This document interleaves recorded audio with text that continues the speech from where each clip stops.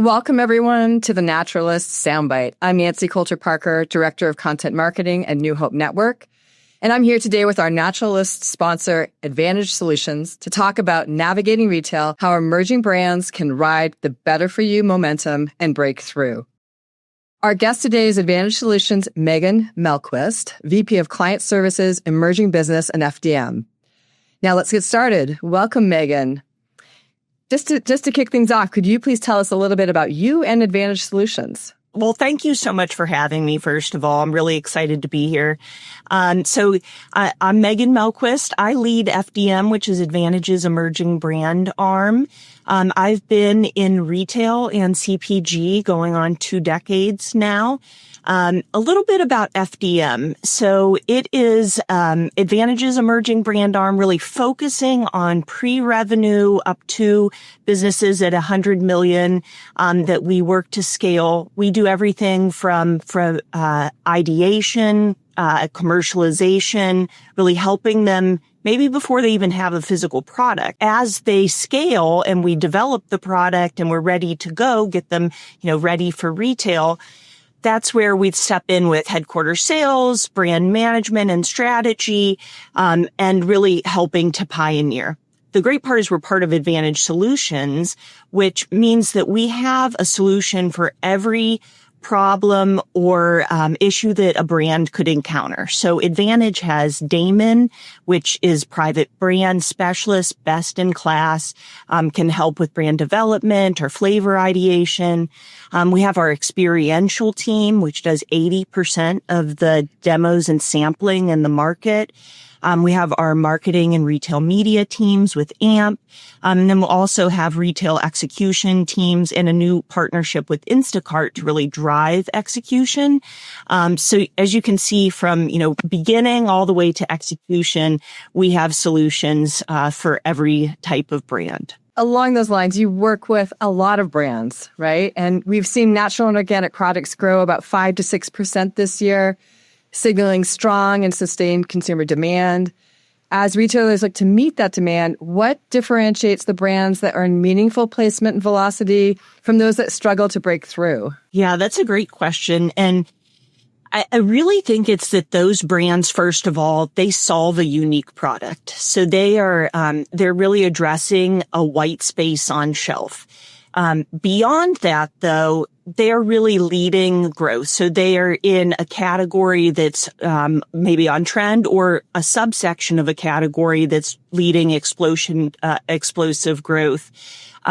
A lot of times they're even reframing usage occasions.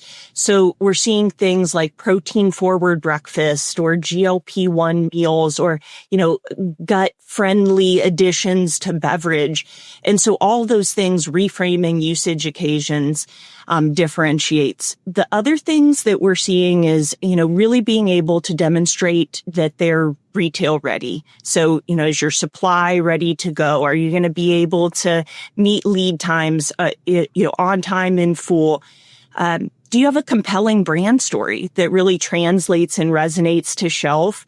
And that you're able to demonstrate maybe some of your early indicators in whether it's DTC or TikTok or Amazon, whatever it is, but how that's going to then translate onto shelf to really drive into the store. And the last thing that I think that those really differentiated breakthrough brands is doing is they're really communicating their benefits with precision. So rather than using vague claims like it's an excellent source of protein, instead we're seeing very fact-based. So it's 20 grams of protein per serving.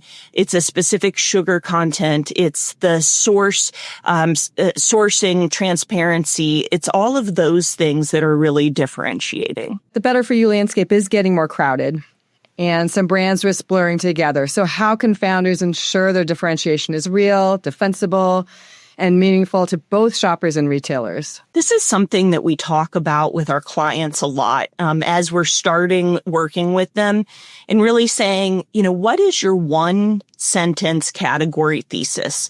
That going back to that unique problem that you're solving, that there's this white space on shelf, that there's no other product that's addressing. So the way that we ask them to do that a lot of times is to take, if you think about a spreadsheet, in your columns, list across yourself and your key competitors. And then down in your rows, list your key product attributes and make sure that those attributes are, validated with natural channel shopper signals. So things like clean label, organic, non-GMO, sustainably sourced, regenerative agriculture, any of those things. And you're saying where you have a unique point of differentiation. And then build your claims back to those differentiations, but have those claims be, again, very specific and quantifiable and something that a dietitian or an informed consumer would really endorse and be able to understand and translate it to value. That's why my product's a little bit more expensive, is because I have, these additional benefits. So when you're able to quantify that really helps to also serve the value equation of your demonstrating value. That's all product specific. But I think on the brand side, it's really, really important to build a community of brand believers, of fanatics, to have a story that's bigger than just the product itself. And then you're demonstrating how those fanatics are going to drive footsteps into the retailer. I have a good example of a brand of ours that's actually an air care client.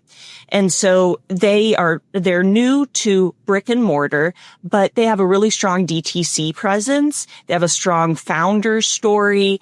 Their product's differentiated because it's clean ingredients. It's pet and migraine safe friendly, which are unique pieces that are missing from the air care landscape today. And so it made it a really easy conversation to go to retailers and say, look, this is something not addressed. Here's the solution, strong DTC sales, and here's how we're going to translate it to you. We'll do dedicated posts talking about, hey, look, we're in here, driving to store. So I think that all of those things are examples of ways that you can really make sure that your differentiation is standing out. So much comes back to that story. That's always, kind of interesting to see that the story is needed still. Yep. Just like you discussed with this other brand, when an emerging brand gets a chance to enter retail, what signals tell you they're truly retail ready?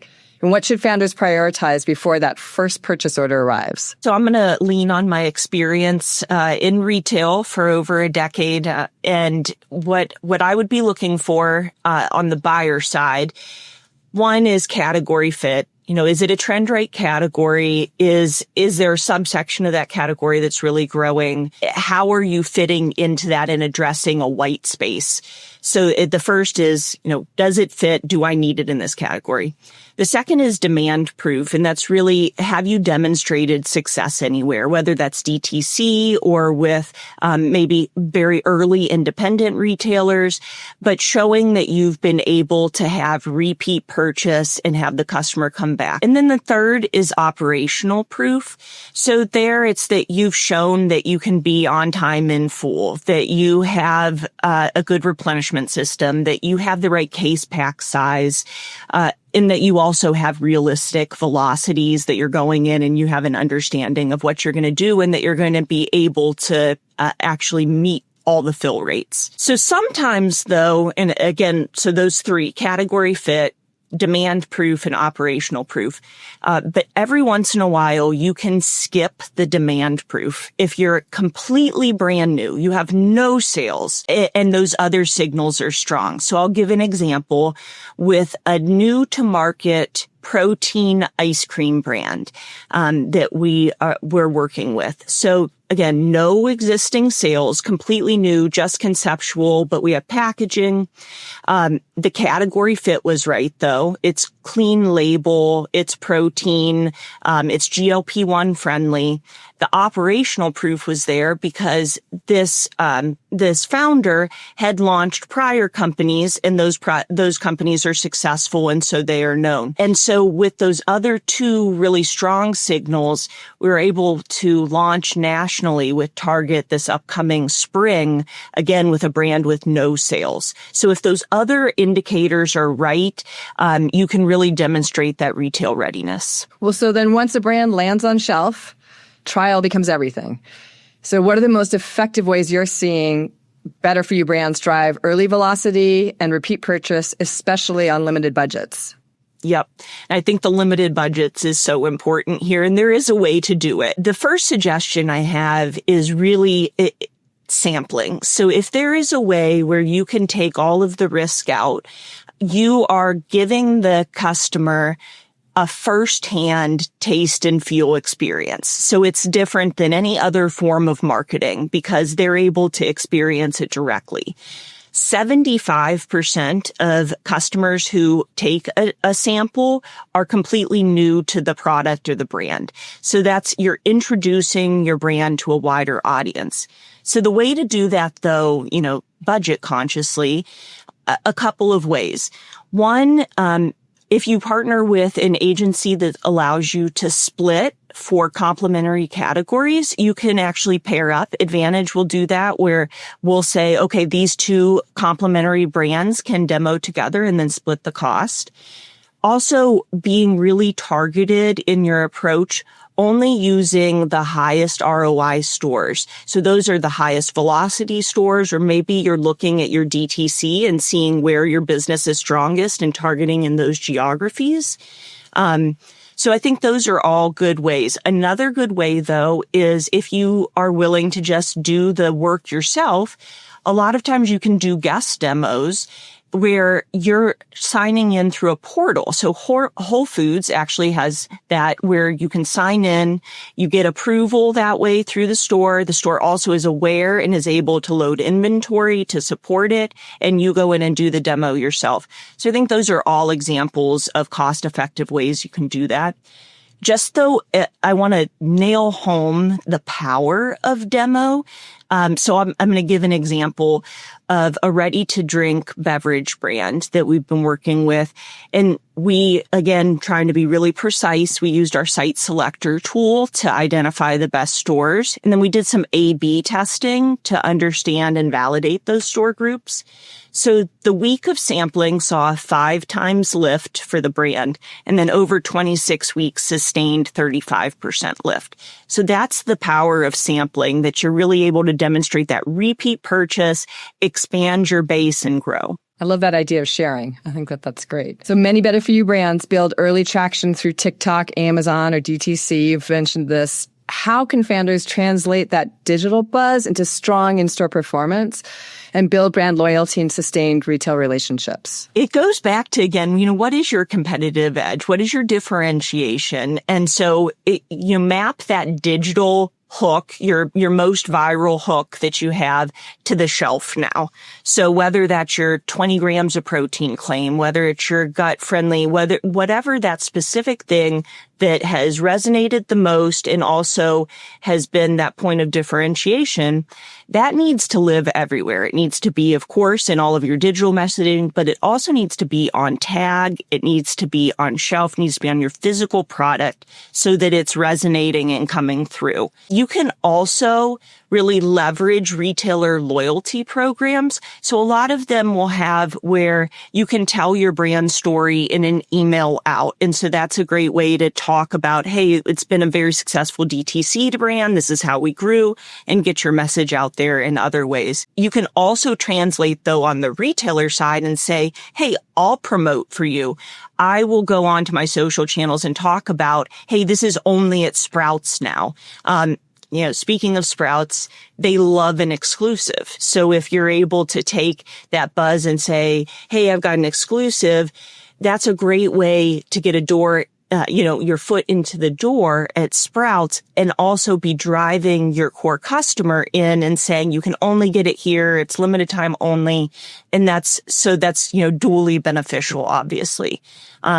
What's really exciting about Advantage is that we do have our own agency, the AMP agency, and they are dedicated to growing brands through digital touch points. So that could be something like programmatic or even social entry, but they also have solutions of, how do we create that buzz even in the beginning? Well, this has been super helpful, super interesting. if you could offer one piece of advice to an emerging natural brand hoping to break through at retail this year, what would it be? So there's been a recurring theme, I think. It's like, know your point of differentiation and then scream it. So in other words, make that value legible. Like whatever that point of differentiation is, explain why that translates to value.